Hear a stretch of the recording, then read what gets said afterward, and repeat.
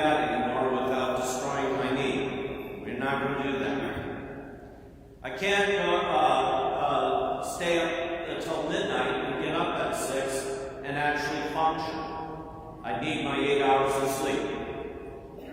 I used to be able to eat at 7 or 8 o'clock at night, eat all sorts of spicy food, and go to sleep like a baby. Well, that's long gone too.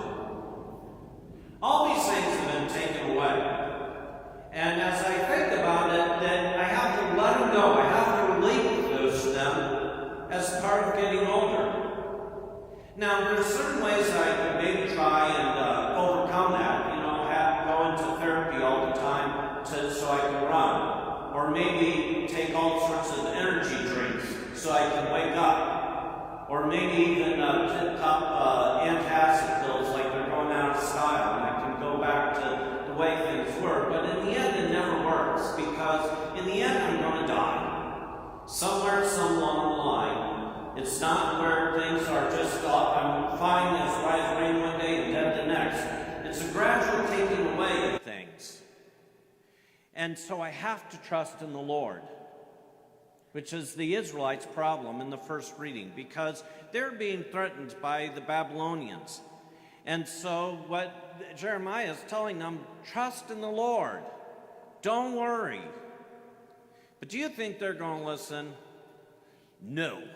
We're going to form an alliance with the Egyptians. And our alliance with the Egyptians is what's going to save us from the Babylonians.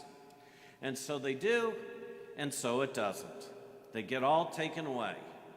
They still, even in the midst of Jeremiah being proved true, they still won't listen to him. It is a trust that God will take care of us. In this gospel reading, it says, "Woe to you who are rich, filled now, laugh now, when all speak well of you." And the flip is that you receive your consolation, you'll be hungry, you'll grieve and weep, and you're treated like a false prophet. And as I reflected on all the things that I just told you that was taken away from you, nothing of this would save that. If I was a billionaire, I still would need 8 hours of sleep. If I was a billionaire, I'd still need to pop antacids to even eat spicy foods. If I was a billionaire, I still couldn't run. And all the rest, people can speak well of me, and it does me no good. And because it does me no good, I have to trust.